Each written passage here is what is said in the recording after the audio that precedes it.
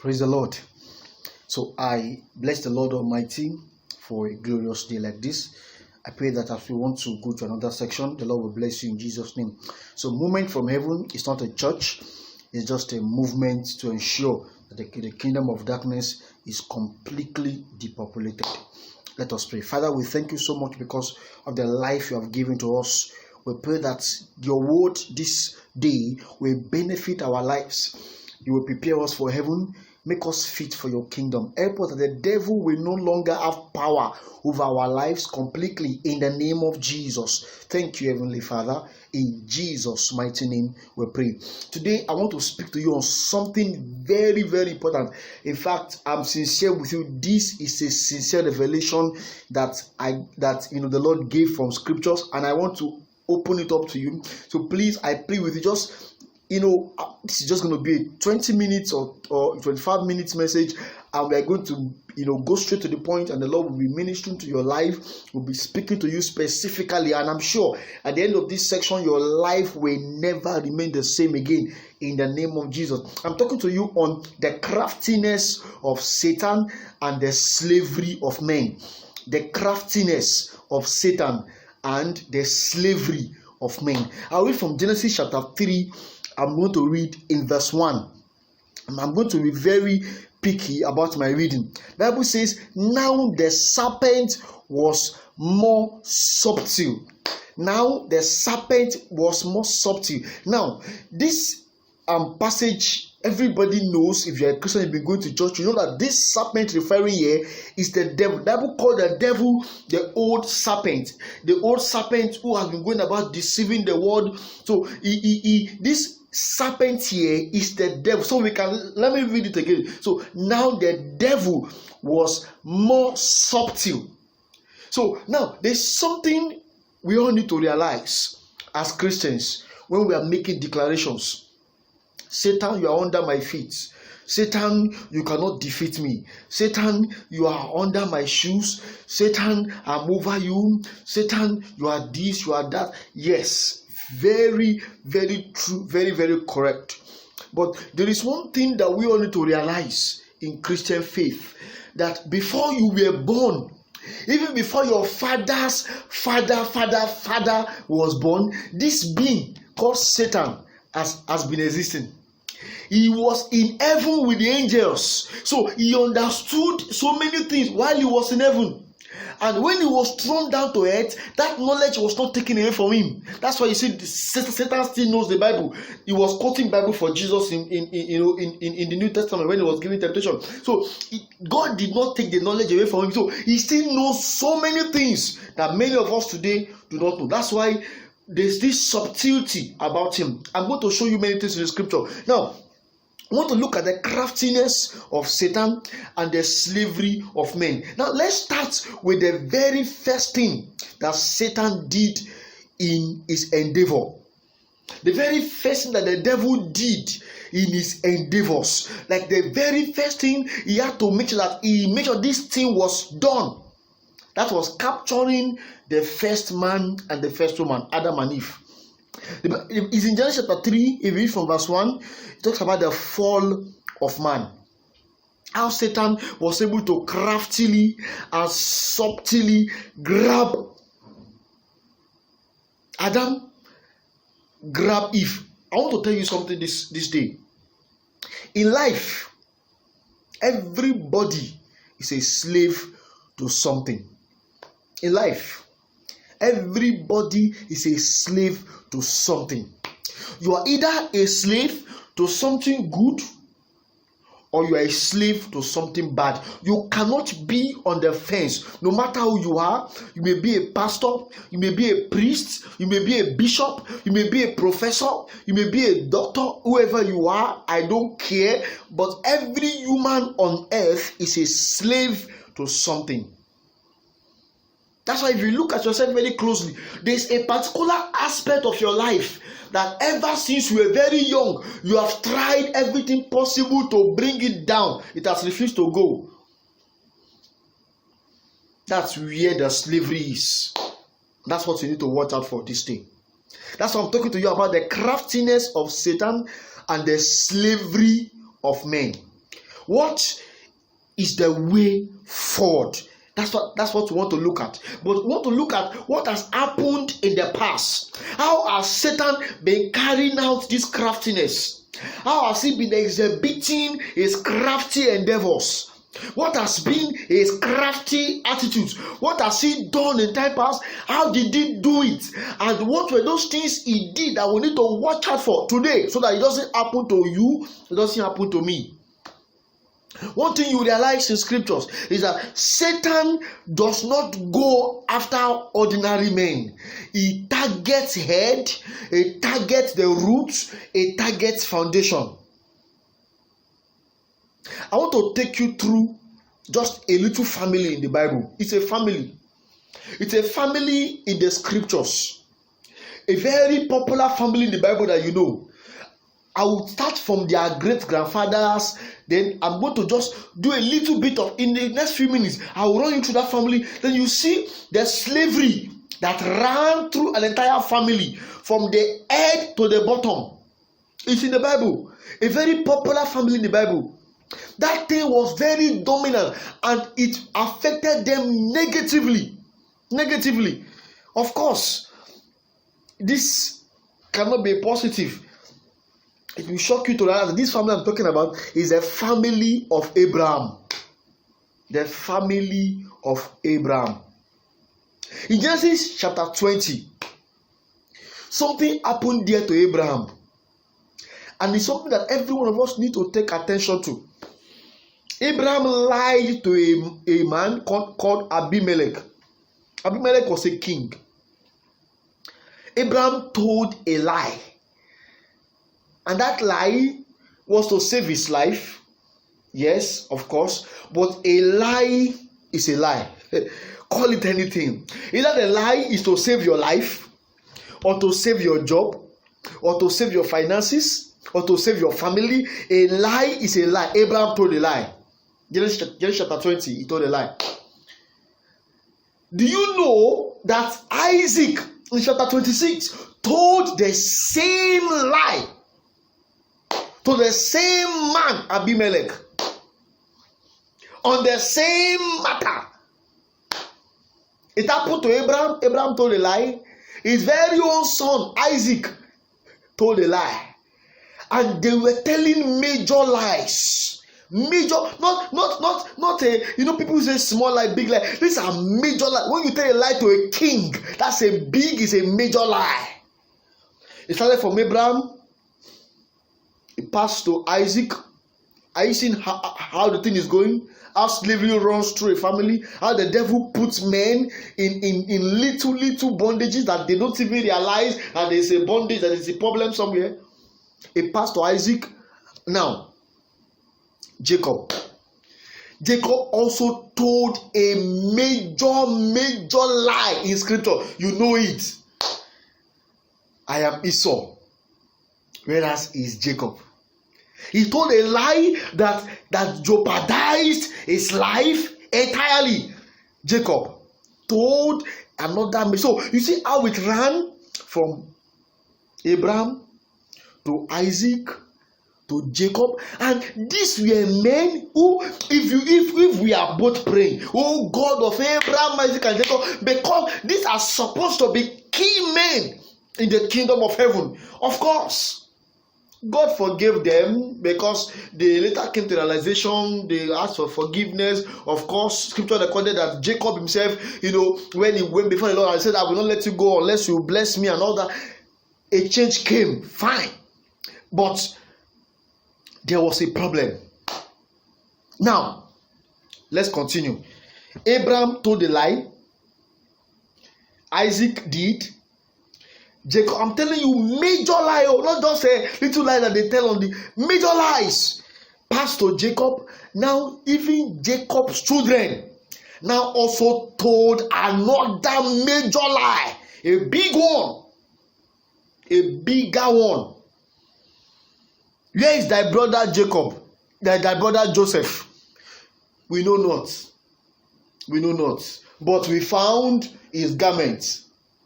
Perhaps, maybe a wolf or a wild animal must have devoured him in the forest. We know not. Can you imagine that? Another major lie. Look at how it ran from the great grandfather, ran towards their grandfather, ran to their father, and then ended on their head. That's how Satan puts men in crafty slavery. Look at your life today. What is that thing you have made yourself a slave to? I remember going to minister in a place. And then a little girl, because it was actually a fellowship. A young girl came to me and she was crying profusely. I had, sorry, excuse me, lady, what is the problem? I thought she had a very big problem, that's why she was crying and crying. But by the time I asked her what's the problem, she looked at me and said, sir, I'm 15. I think 15 or 16. He said she cannot stay a day without sleeping with a boy. I'm not telling you what I heard from somewhere. She was right in front of me. And she wasn't the first or the second person I was going to be talking to who had such a thing. I've also met another lady, somewhere else again. They cannot stay a day without sleeping with a boy at the age of 15. Just look at that cage, that slavery the devil has put her into. I remember one time like that too. I was going somewhere, so I was at the bus stop. I was walking past the bus stop, and then I saw a man sitting by the bus stop, and then he had a cigarette in his mouth. If you see this man, you will pity him, because he was coughing as if, how somebody coughs as if the lungs will come out through the mouth. But yet he will not remove the cigarette from his mouth. He was still struggling with it to smoke the last one, to sniff in the last one. But the cough was coming out. He was coughing profusely, yet he will not stop. Because the devil, in his craftiness, has put him in that cage of cigarette smoking. I've also heard of another one. Because of the cage of immorality she was in, the guy told her, when she was already removing the drug, he told her, I am HIV positive. Because of the cage and the craftiness and the power and the hook and the force of the slavery. He said, please, let's go ahead. We'll talk about that one later. It was after the whole thing. He said, come on. Did you say you are HIV? But the deed is already done. The craftiness of Satan and the slavery of men. What is that slavery that you have found yourself in today? Some people, even something that doesn't even require you to lie, you just all because you have the enemy of your soul has put you in that cage of lying. You just lie unnecessarily. Somebody is asking you, who put this chair here? Simple thing. They will not, at your age, who will flog you? Look at a man of 40. They are only asking, who put this chair here? He's lying. He's not it's not me. It's not me. If you say you are the one, the person asking you cannot beat you. You are an elderly man. If you say so basic things of life, because of the slavery of men. I pray for you today, and every slavery and the devil has craftily put you into, you are coming out in the name of Jesus. And that's why I need to be very careful today. The first thing you have to do is to realize that there is a problem, that this is a slavery. You need to realize that this is a cage. This is slavery. Once you realize this is slavery, that's the first step towards victory and towards deliverance. I was talking about how the devil does it. it targets the roots. It targets the head. It targets people who are on the topmost layer. Let me do a comparison. In the Old Testament, there are two people that are very paramount in the Old Testament. Two people. Number one, Adam and Eve, the first man. Number two is Moses. Moses is one man that in the scriptures, go through the Old Testament, New Testament, his name kept coming. That's why even his law, they call it the law of Moses, because he became a paramount man in the Old Testament. So the two people, key people, the Old Testament, Satan succeeded over them. Adam and Eve.